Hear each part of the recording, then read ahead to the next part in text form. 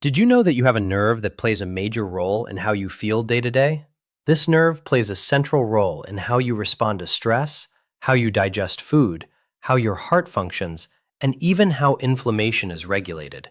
It's called your vagus nerve, and it starts in your brain, travels down your neck into your chest, and then into your abdomen. About 80% of the signals carried by the vagus nerve are actually going from your body up to your brain, not the other way around. And what happens when your vagus nerve is disrupted?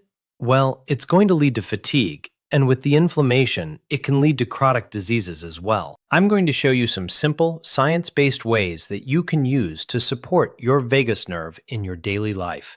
In this video, I'm going to walk you through 5 surprising things that you probably didn't know about your vagus nerve. And then I'm going to show you some simple, science-based ways that you can use to support your vagus nerve in your daily life. You ready?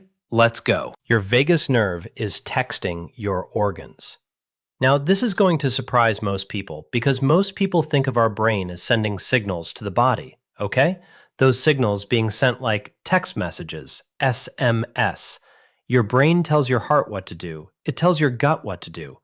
But guess what? The text messaging signals also go the other way, not just from the brain to the rest of your body, but from the rest of your body back to your brain. And the vagus nerve is the channel by which your body texts your brain. In fact, about 80% of the signals carried by the vagus nerve are actually going from your body up to your brain, not the other way around. 20% from the brain, 80% going up from the body to the brain. And these messages are constantly updating your brain about what's happening inside you. How's your digestion going? Is there any inflammation? How are your heart and lungs functioning? And how's your microbiome doing?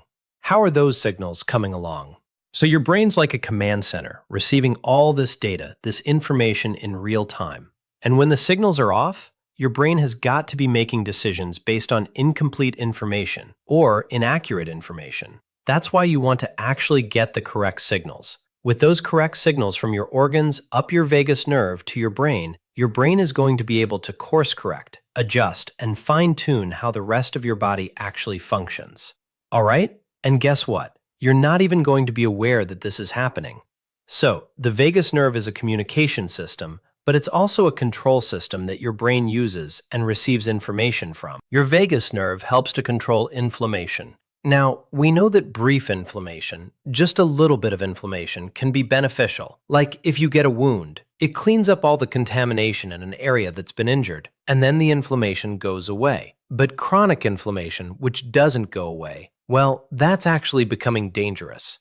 And what happens is that your brain can send signals down your vagus nerve to control how much inflammation your body produces. This inflammation control happens through a pathway known as the cholinergic anti-inflammatory pathway. And when this pathway is activated by your brain down to the rest of your body, your vagus nerve releases a chemical signal called acetylcholine that interacts with your immune system, including your inflammatory cells, to turn them down. Think about that as a volume control switch, right?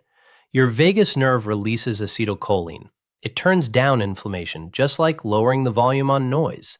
So instead of allowing inflammation to run unchecked, your brain can run instructions down through your vagus nerve in order to turn down and keep inflammation in balance, just to what your body needs, not more than that. This is super important because you need some inflammation to be able to fight infections or to heal a wound, but you don't want too much inflammation. We normally think about the gut producing short-chain fatty acids through the gut microbiome to lower inflammation. But here's how your brain can actually control inflammation through that vagus nerve. So the vagus nerve is so important for regulating how your body responds to inflammation and transferring signals back and forth from your gut and your organs to the rest of your body and vice versa. And so if the vagus nerve system isn't working well, then inflammation is going to stay elevated longer than it needs to, and those organ signals are not going to be getting to your brain in the right way. Your vagus nerve fine-tunes your heart rate.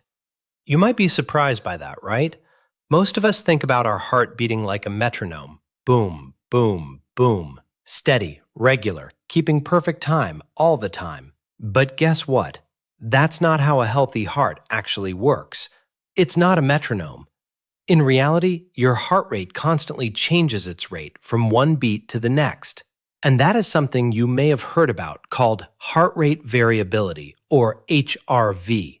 A normal heart has variation in its rate that reflects how adaptable and how resilient your body and your heart actually are. It has to be able to change, to switch it up. So think about a boxer in the ring moving around. It makes it harder for the opponent to strike you. This heart rate variability actually is a measure of your resilience and your health system. And the reason it's resilient is because your body can actually adjust the heart rate whenever it needs to and recover just as quickly. Again, think about that boxer in the ring bouncing up and down, moving to the left, moving to the right, hard to strike, and really being able to adapt to whatever the opponent is actually doing. That's exactly what heart rate variability helps reflect, how our body is able to adapt. The higher the heart rate variability, the better able your body is going to be to respond to stress and then return to a calm, balanced state. That's high heart rate variability. But what happens when you have low variability? Low HRV means your system is more rigid, less able to respond, and less able to recover quickly back to your baseline. HRV, really importantly, reflects how resilient your body is in a healthy state, and the vagus nerve plays a major role in how well your heart is able to handle and recover from stress. And don't forget, HRV is a biomarker for health. Your vagus nerve is responsible for your gut-brain connection. And you've probably heard about the gut-brain connection before. Your gut's constantly sending signals up to your brain, and that's going through the vagus nerve. And that information from your gut can influence your mood, your stress response, and your overall mental health state. Happiness, depression, exhilaration, excitement, calm. How does it do this? Well, inside your gut, there's 39 trillion healthy bacteria. This is the gut microbiome. And the gut microbiome is responsible for many of these signals that go up and influence your brain. When these microbes, the healthy bacteria, digest the food that you eat, especially prebiotics like polyphenols or fiber from plant-based foods, the healthy bacteria digesting these polyphenols and dietary fiber are producing compounds called short-chain fatty acids, or SCFAs. There are three main ones: acetate, propionate, and butyrate. And these short-chain fatty acids that get released from the bacteria are detected by specialized cells lining the gut. So, this all makes sense, right? You're feeding the gut bacteria making short-chain fatty acids that are floating around. And there are cells in the lining of your gut that detect when those free short-chain fatty acids are around. And when they're around, they activate the cells lining the gut.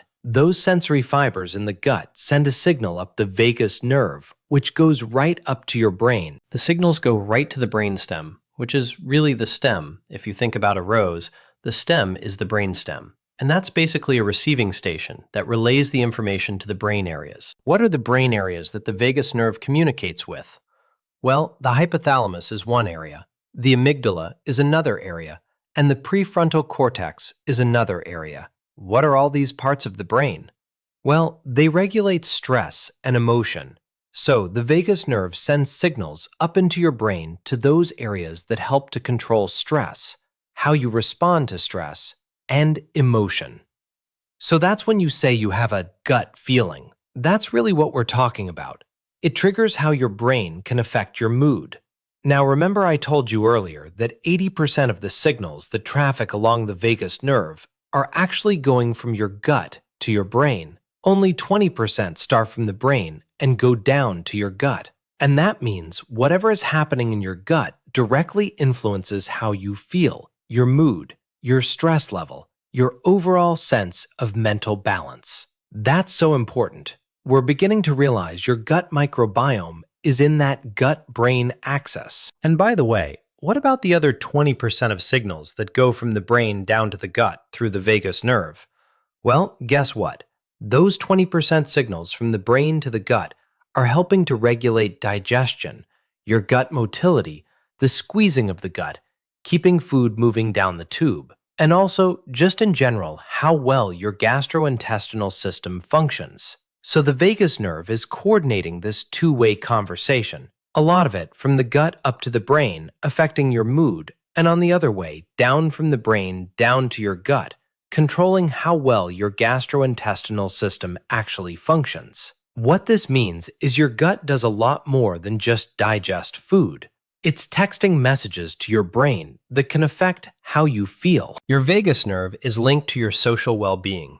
We normally think about social well-being as something that's more emotional or psychological, but there's also a biological basis to it, and your vagus nerve actually connects this because it helps your body respond to a hormone called oxytocin. Oxytocin is called the social hormone. This is the hormone that's released in the brain during positive social interactions, like when you meet a friend at the airport, or when you're engaged in a great conversation and you feel really good, or you're sharing an intimate moment with somebody you trust. Oxytocin is that hormone that's processed in the brain regions that regulate both your emotions and your autonomic parasympathetic function. Now, what does that mean? Your brain sends a neurotransmitter called acetylcholine down the vagus nerve, which then triggers changes in the rest of your body. When you actually have oxytocin and you get this chain reaction going, your vagus nerve activity increases, your heart rate slows, your muscle tone relaxes, and your anxiety decreases. Just like when you actually feel happy and you see somebody you know, or you're having good, positive social interactions, your body and mind enter a more chilled and receptive state, and that basically supports social engagement. So, when you are enjoying a social interaction, your body is actively responding to it through your vagus nerve. Most people don't realize how much control the nervous system has over things like stress, inflammation, and digestion. But if you want to understand how to actually use that to your advantage, subscribe to my channel because this is exactly the kind of thing that I focus on here. Now that you understand how the vagus nerve works and how it connects your brain, your gut, and your immune system and your heart together, the next question is, what can you do to actually support the vagus nerve? The good news is that there are simple, science-based ways to engage the vagus nerve using signals that your body already understands. And the ones that I'm going to talk about include cold exposure, breathing, and the food that you eat. But in real life, a lot of people find it hard to do these things consistently, especially when there's ongoing stress. And that's where a more targeted approach can be helpful. One way is using non-invasive vagal nerve stimulation, and this involves applying a gentle signal to the vagus nerve externally, typically along the neck, to activate that vagus nerve pathway that we've been talking about, the ones that help to regulate stress, lower inflammation, and help recovery. Devices like Pulsetto are designed to do exactly this kind of stimulation, and it's a really convenient way to give your body the signal it needs along that vagus nerve. It's not a replacement for things like good sleep, good nutrition, and physical activity and movement. But if you're looking for a more consistent way to engage your vagus nerve, this is something worth considering. And it can be especially useful if you're dealing with ongoing stress, difficulty winding down, or just want a more reliable way to support your nervous system. You can learn more about Pulsetto in the link in the description of this video. Now, let's go back to other ways you can engage your vagus nerve. The first action I want to talk about that can engage your vagus nerve is splashing your face with cold water. When cold water hits your face, especially around your eyes, your forehead, and your cheeks, think about in the morning going to a sink, turning on the cold water, and splashing. That stimulates branches of a nerve called the trigeminal nerve on your face, and that immediately sends signals to your brainstem, and that activates your vagus nerve. Actually, it triggers something called the diving reflex. What's the diving reflex?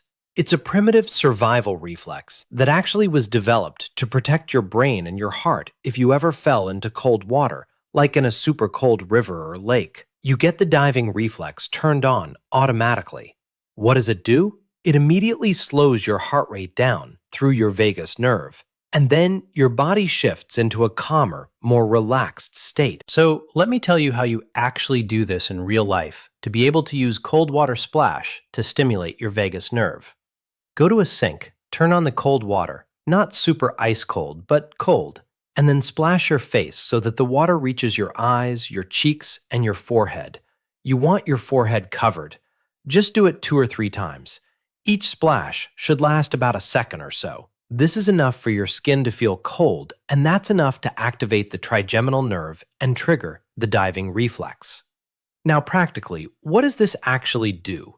Well, it helps you feel calmer, slows your heart rate down, allows you to be more focused, and it helps you be more steady. And this can be especially useful at the start of the day before you have something really important to do. Like if you got a work presentation or a big event, calm yourself down with the diving reflex by splashing cold water on your face. Action number 2. Slow breathing exercises before you sleep. So, I'm going to tell you how this works. You can actually use your vagus nerve in order to get better sleep when you slow your breathing, specifically when you make your exhalation, your blowout, longer than your inhale. So exhale out slowly, longer than your inhale. And what's happening when you're doing this is you're activating sensors in your lungs that detect stretch when you're breathing in. And those sensors send signals through the vagus nerve to your brain. And then, during a slow, steady exhale, the vagus nerve sends the signals back to the heart, slowing it down and helping your body relax. So the longer you keep doing this slow exhale, the calmer you're going to feel. As a result, your heart rate slows, your body relaxes, your nervous system shifts into a state that actually helps support sleep. So this is a great way to actually get a good night's sleep. Here's how you do it. Lay down in your bed, turn off the lights, close your eyes. Breathe in slowly through your nose about 4 seconds. Then breathe out for about 6 to 8 seconds. And as you do this, your brain's sending signals down to the vagus nerve, down to your heart, slowing the heart rate down and chilling you out.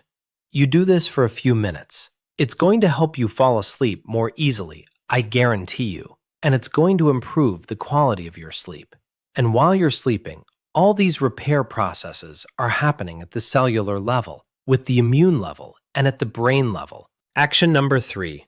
Eat foods that feed your gut microbiome, because you can activate your vagus nerve by what you eat. Here's how you do it. When you eat plant-based foods that are rich in polyphenols and dietary fibers, fruits, vegetables, nuts, legumes, healthy oils like extra virgin olive oil, your gut microbes break these down into compounds called short-chain fatty acids. The fatty acids are acetate, propionate, and butyrate. And guess what? They activate sensors in your gut that then go and activate the vagus nerve and start sending signals right up to your brain, as I told you before. And then those signals in your brain activate your brain to regulate your stress response and your mood. And the same signals also tell the vagus nerve to work on digestion as well. So when you feed your gut microbiome well, and it signals up to your brain will actually start to regulate your stress responses. And over time, eating plant-based food supports a calmer, more resilient state of mind.